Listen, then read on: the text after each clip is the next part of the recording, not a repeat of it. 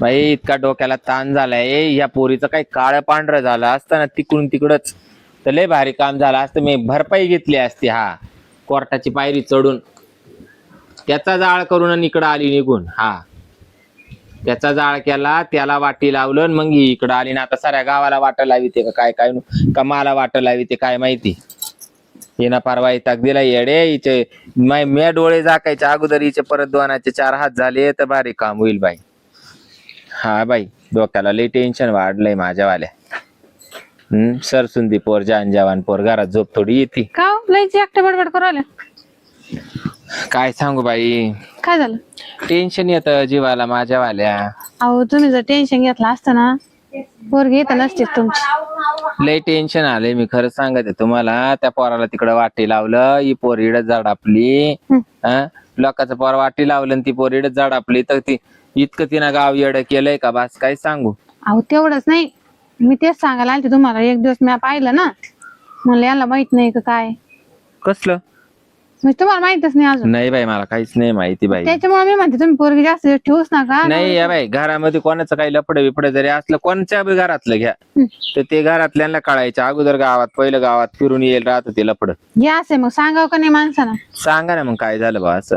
अहो तुम्हाला माहित नाही का शिरपतराव कसा आहे? हा अहो तू घंटा घंटा गप्पा मारतो तुमच्या पोरी संग.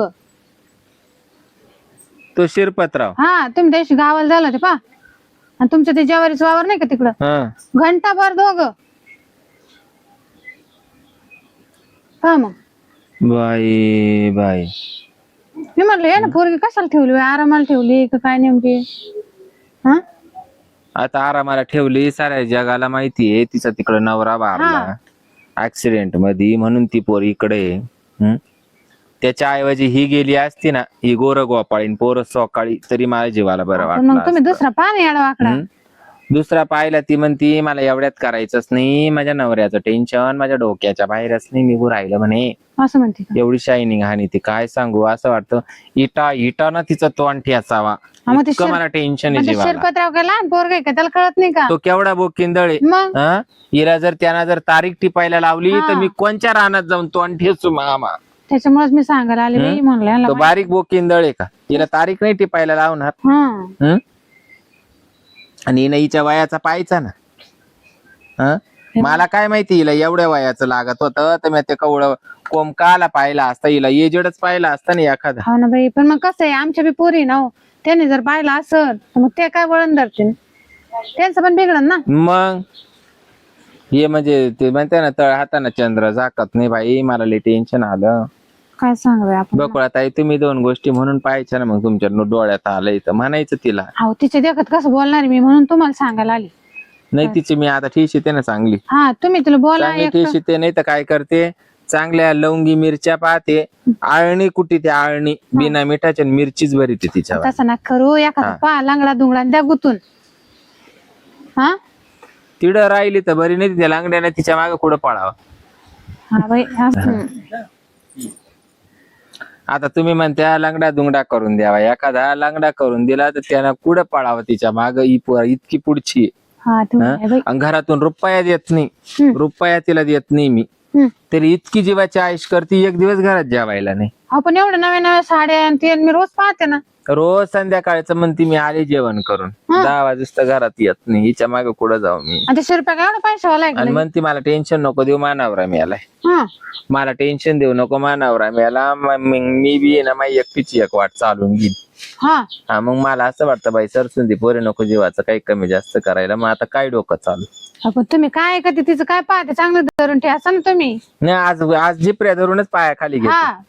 एक तर लग्न कर म्हणा, नाही तर मा नको नाव घालू इथं. हाय का त्या शिरप्याला चव आहे का? हाय का चव? आंघोळ करीत नाही 4-4 दिवस. पण त्याच्यावाले पोरं केवढाले त्याला सुना झाला संसार पण दुसऱ्याची बिघडून राहिला ना. मग मला ते तो जाय ना का बिगडी ना तो नर आहे. पण हिला कळत नाही का हिच्या वयाच्या त्याला सुना आहे. आपण कसं हिच्या वयाची त्याला पोर आहे. नातू पण तू मग आता हिला लाज वाटायला पाहिजे ना. तो कुठा उपट कुठं आणि ही कारवड कुठं. आणि हिला तो गोड लागू राहिला. त्यानं जर हिला या वयात तारीख टिपायला लावली तर मी काय करू. हा बाई मी कुठं माझी उठू नाही नाही तुम्ही नका टेन्शन घेऊ. लई टेन्शन येतं मला अहो काय टेन्शन नका घेऊ, जाऊ द्या होतच राहतं. पण तुम्ही ना तिला येडा वाकडा द्या, तुम्ही भाजच तिला. हा भाजायवच येईल ती, पण ती आता दुसरी कोणच भाजून येते ना रोज हे असं आहे. रोज. हा बा मा काम होतं सांगायचं, मी सांगितलं, मी चालले आता. हो बाई तुम्ही गंज म्हणत्या, तुम्ही तिचं भाजून टाका. भाजायची गोष्ट वेगळी, भाजून बी खाजून येते ती. रोज रात्रीची 10 आणि 11ला घरी येते. अहो ती मग उडायची, बाजून येते का खाजून येते तिच्या जीवाला माहिती. ती उडायची, तिला काय कळत एवढं? हा ते अजून का पोरं सोर आहे का काय? पोरं सोरं नाहीये, सगळं तुमचं बरोबर आहे, पण जर या अशी बरं याला हुशार म्हणावा का येडं म्हणावं ते कळत नाही याला. जर वयाचा विचार नाही, तो लहान भोकिंदळ आहे का? त्यानं जर या वयात तिला तारीख टिपायला लावली, तुम्ही या वयात पाळणा हालू का? म्हाताऱ्याचा पाळणा या वयात हालू का? हो ना बाई.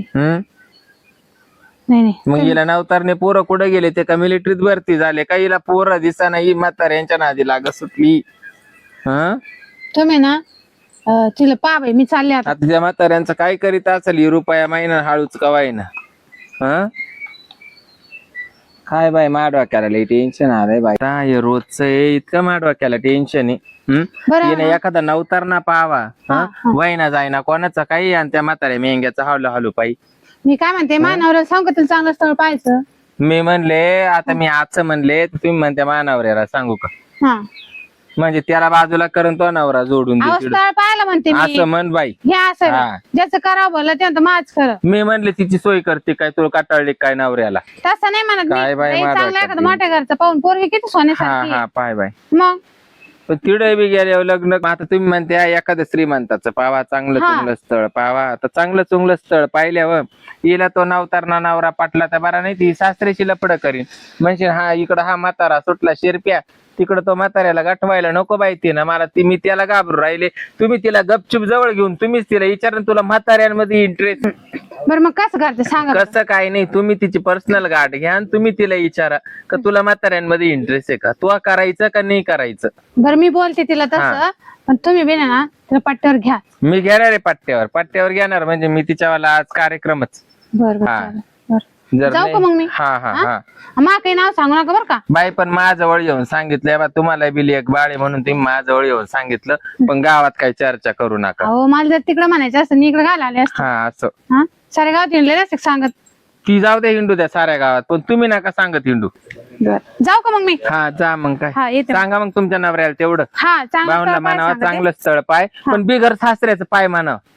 सासरा नको, कारण पुरीला आहे ना आपल्या म्हाताऱ्यांमध्ये इंटरेस्ट आहे. मग रांडकाच पाहूया. रांडकाच बाई एखादा बिगर बापाचा. बरं जाऊ का मग? हा लाज आहे का साऱ्या गावात चर्चा चालली हिचं गोरं गोपाळीन पोरं सकाळी. हिला काय गावातले पोरं नाही दिसू राहिले काय? एखादा चांगला गाठल्या पकडून घ्यायचा. काय चावाचा जावाचा पाहिला म्हणतो शिरपतराव, त्याला ना तू आले, त्याला पण तू आले, त्याला सांज सकाळ त्याला आता जावाई आले, सुना आल्या, आणि त्यांना जर हिला जर तारीख टिपायला लावली तर म्हातारपणात मी त्या म्हाताऱ्याचा पाळणा हालू काय? तोंड चालूच वाटतं. आली का गारका देऊन? कोणी आलं असं काही सांगायला? नाही गारका देऊन आली का?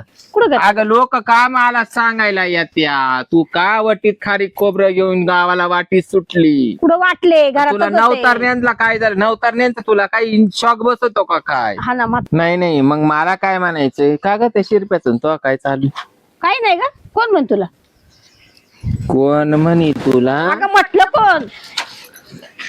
कोण म्हटलं? खाली बस. तू ती वीट फेक, खाली वीट फेक ना बस. खाली बस. तू वीट फेक. कोण म्हण तुला शिरप्या? तो असं ठेशीन तोंड. कोण म्हटलं? शिरप्यातून तो काय मला सांग. बकुळा मावशी आले असं सांगायला काहीतरी, मला माहिती. तिनेच मला पाहिलं. तिच्या समोर सुद्धा तुम्हाला लाजा नाही वाटला? तिच्या समोर सुद्धा तुम्ही तमाशा केला का? काहीच नाही केलं तिच्या समोर. तुला लाज आहे काही? त्याला सून आली, त्याला जावाई आला, त्याला नातवंड झाले. तू त्या शिरप्याला जाऊन सांग ना, म्हण ना शिरप्याला. का बरं तो पिच्छाच नाही सोडू राहिला का? तोच सोडत नाही. मग या वयात त्यानं तुला तारीख टिपायला लावली तर बिगर नवऱ्याचे पोरं काढीते का? मी नाही. मी म्हाताऱ्याचे आता पोरांना मी पाळणा हलवीत बसू का? त्याच्या त्या काळ्या पोराला मी नानीत बसू का? झालं तर काळच होईल का गोरं होणार आहे? होईल काय म्हणते गोरं होईल? मग मी गोरी. अगं मी गोरी ना मग. खाली बस.